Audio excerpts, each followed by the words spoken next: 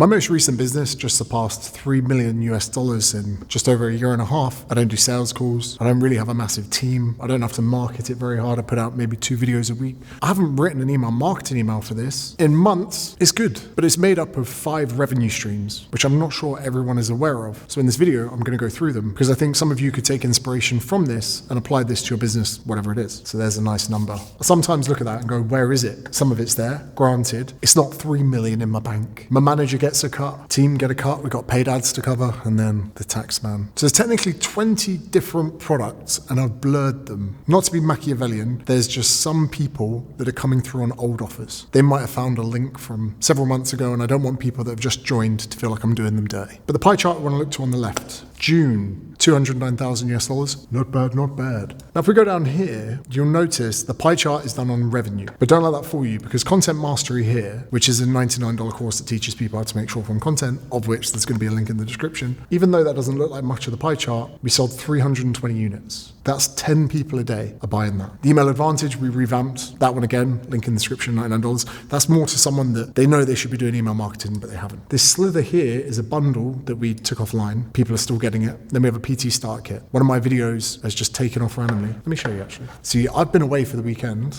I proposed to my partner, so she's now my fiance. If you notice, some views are cranking in from old videos. So you see this one here. This is why I love YouTube. January 7th, long time ago. Last 48 hours, 1,000 views. So you see here, for some reason, I have no idea. I wish I could tell you.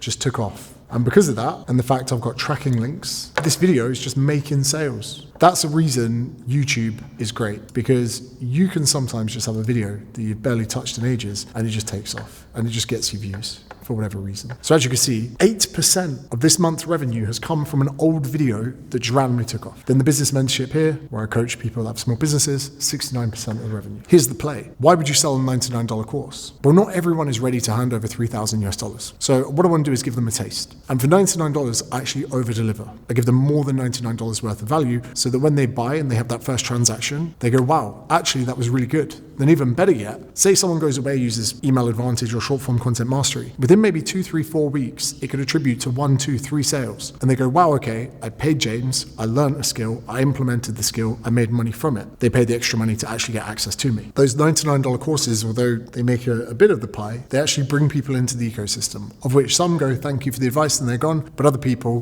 will upsell. We're about 10, 11% at the moment, and we are off the mark. This is actually last week's business plan. And what we do each week is we not only look at the revenue that's being attributed from different revenue streams, we then look at the videos to see how many clicks they're attributing to the lead magnets. More importantly, the conversions, whether or not some of those videos are just cranking sales. Like this one is unreal. And I won't lie, I had nothing to talk about, nothing to make a video about. Went online, saw Iman Gadzi was having an outlier, took the thumbnail, took the title, never watched the video, made my own, but better. Now again here, we can have a look at a snapshot of the revenue of the different products. April was big, granted, and you'll see a little fuck up that I made here. February, I took a whole month of posting. I went back to the UK, had a month off. I actually rewrote the entire business mentorship. March, we came back with a vengeance. Now, for an anchoring point, I just wanted the mentorship to look cheaper and put the price up. I opened some one-to-one coaching. It's a $10,000 offer. It went to $12,500 straight away. I sold too many of them to the point that I took it offline. And even then, we sold a few more in April. I said, guys, please stop selling this. And although April was a fantastic month, now I'm just not doing one-to-one. It's exhausting. Because when you pay someone $1,500 to sit on a call,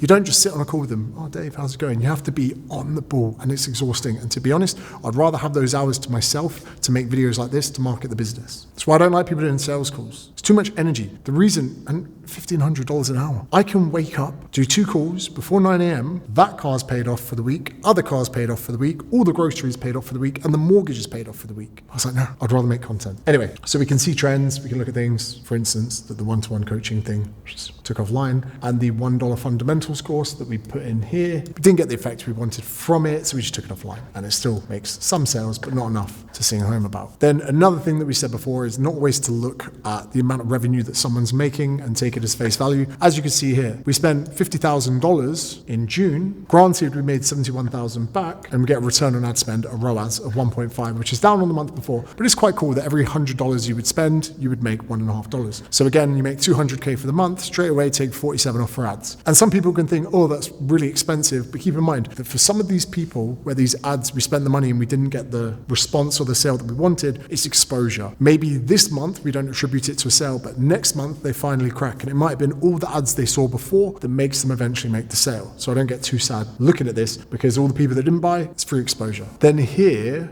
you can see some of the email automations and what they're doing. So I don't write these emails. These have already been pre-written. Again, I teach all of this in the Email Advantage, link in the description. But you can see this month alone, the revenue is just churning in from those lead magnets that I put out. Again, even if you look at the description to this video, you'll see all the paid stuff. Then underneath there's the free stuff. Again, the majority of these clicks have come through from YouTube videos where I tell people to check out the description. They find their way through. Oh, here's the Discord I was saying before. So whatever channel you go to, you will just see me.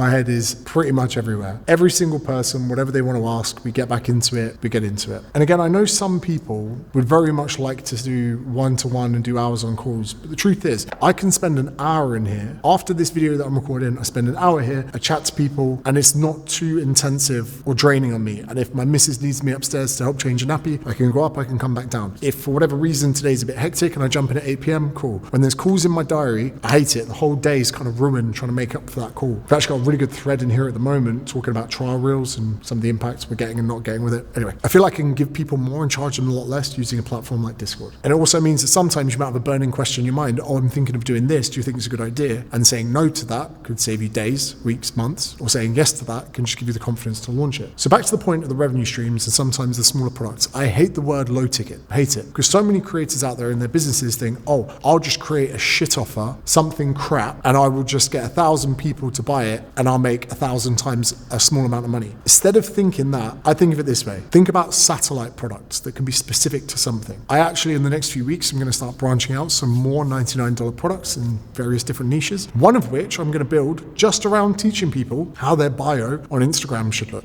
Small course, charge maybe, I don't know, $49, whatever. These satellite courses are going to be great because I'm going to give them to my existing clients for free. They're going to log in one day and go, wow, there's more resources. To people that haven't bought my stuff yet, I'm going to pot them all around the internet and make videos that will end people going towards them. Then probably 10, 11, 12% of those people will upgrade into the business mentorship. This serves three things. Firstly, it serves my existing clients by giving them updated and new stuff that they don't pay extra for. It serves also a big demographic of people that don't want access to me and don't want to spend thousands of dollars. They just want the one thing and they can go away. And the third thing is, it just gives people that ability to have a little taster before they get into it. Because a lot of people that do what I do online are shit. They don't know what they're doing. They tell people to DM people once they just start following them. They tell them to hang out in Facebook groups. They tell them to run free challenges for people. It's just dog shit advice. Get them on a sales call. Don't reveal your pricing. It's shit house. So for those of you that are working out there, hammering your main offer, I'm not saying to abandon that. I'm not saying go low ticket. I'm saying, is there one component of your business, maybe a repeated question that your clients ask you or the people you work with ask you, could you build something smaller, standalone, that doesn't take any of your time and effort, and can we plant it out there as a satellite course? We can then create content that sends people to that course where 9 out of 10 of them go, cheers, thank you, that was great, they can go, and 1 out of 10 of them will find their way into your main offer. It's pretty good. And if you can apply that into your own business, you'll do great. Now, if you are a personal trainer and you want to know why this video is taken off and why so many people are buying that PT bundle starter kit, well, you can click here and watch it, but I would advise only watching it if you're a personal trainer. Saying that, some of the other ones, you could watch it if you're not.